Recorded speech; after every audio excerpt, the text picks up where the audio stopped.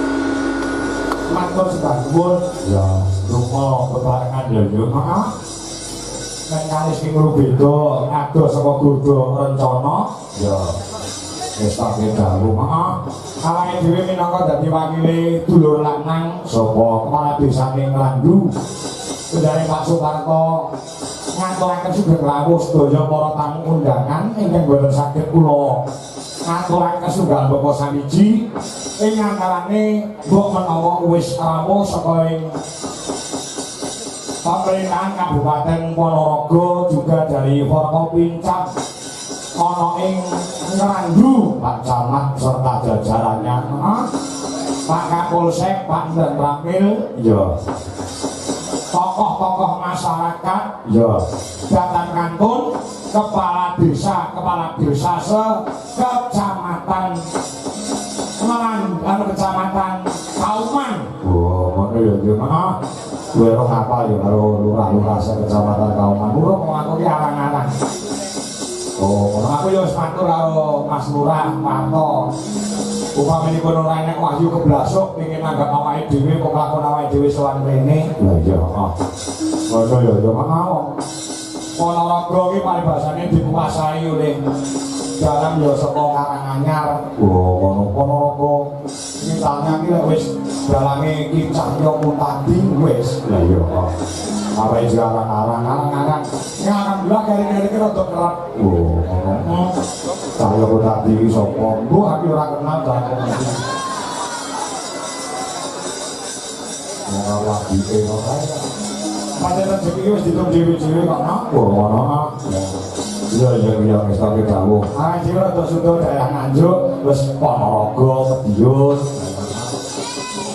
ngatur karo sing maha kawasa ngono ditresnani karo Lurah Magban ditresnani karo Lurah Nabisanan terus Lurah Balong terus Lurah Nglandu menawa kok iso nulari ngendi-endi iya ben tambah srawung tambah dulur lah iya kok sasi ngarep kuwi tanggal 7 ya ana ing SMA SMP Negeri 1 Ponorogo ngono ya alhamdulillah wayang tetep ngrembaka walaupun nuwun sewu cara persenane iki wis rada suda timbang taun kepungkur mergo okehe desa-desa do bingung ngono ya enek sing wis dhewe awake dhewe batak kuwi ya ana ora ana 3 tempat ngono mergo dana desa iki wong kaya dhisik iki 1, berapa M saiki mung arek udakara 300 juta ya danane dienggo MBG Ibu kaki MP dan lain sebagainya wis monggo lah awake dhewe manut bagune isih padha tresna lawan budaya ketitik bengi iki sing rawuh ya pirang-pirang iya sakmono mbane nduk iki apa jenenge penonton yang sangat luar biasa. Nek iki ning balong yo ngono sak lapangan bek. Oh, ono. Ha. Iki sing ning dalan-dalan kono sing layar nopo nggih wonten sing ningali Bang. Kakak nggih. Gone mboten muat nggih niki. Masya Allah, penontonnya akeh koyo ngene iki positif lho. Positif apa? Regoku kemurahan. Tuman ngene Mas. Mohon maaf. Ngeten iki nggih namung sak desa Randu tok. Wonten sing saking jaba desa wonten Pak? Kakak, iki mboten isin to sampeyan delok teng mriki. Nek anggapne dhewe lurahe sampeyan. Aja. Kangen. Iki mampu ya ngendikan anu apa jenenge di paringi dawuh karo Pak Parto. Wah, malam hari ini Mas Kakak sing dodol niku enten sekilo teng dalan niku nganti mlebu mriki wis kameran. Iya. Jadi masyarakat nggone bersih desa bengi iki uga berbagi rezeki no. Oh, ngono bakul padha mengais rezeki. Heeh. Durunge ora banyolane wis sumpene. Ya, iki ana Mas Gareng, ana Mbak Elisa Urcarus Aso, juga ada Mbak Hani Kusuma. Hani Kusuma iki tambahan. Asline ora nganggo Hani Kusuma iki kadang ya inginan iki Pak Lurah Parto iki nonton ning ati sana. Wah, anu ngebel aku terusan Pak Parto, anu Mas Kang pripun? Umangi dituwun tambahi Hani Kusuma cocok nang mboten? Cocok mawon. Jenengan telepon ke, mboten gak ada nomor telepon. Telepon ki ambak. Iya. Tapi kuwi ora nggo nyimpen nomere sinden-sinden kuwi kan. Tapi iki khusus iki. Ayo. Khusus di konsumen. Ya, sinden kalau tak simpan malah podo WA karo aku. Pun manggilipun piyambak mawon Pak Parto, Pak Lurah. Mari saged napa mboten alhamdulillah didadak kok ya iso amin. Lah iya to, ngono ya. Iki iso monggo karo Mas Gareng jajak barang bojono. Iki mengko waktunya dibatasi no. Iki mengko wayangane nganti jam 3. Oh, jam 3. Ya mengko dibajokke keluar. Oh, keluar. Sing kuat bapake awake dhewe, ya bapake Dik Cahyo tadi. Dik, heeh. Aku lek nyeluk ya saiki Dik Kaji. Dik Kaji. Oh, lah. Mbak Sukron sing kuat kok, kok ngantek jam 3 ngantek subuh. Ulatane ya kula ki mau ado maju jam 09.00 wis ndodok putra. Oh, ya. Ayo Mas Gareng.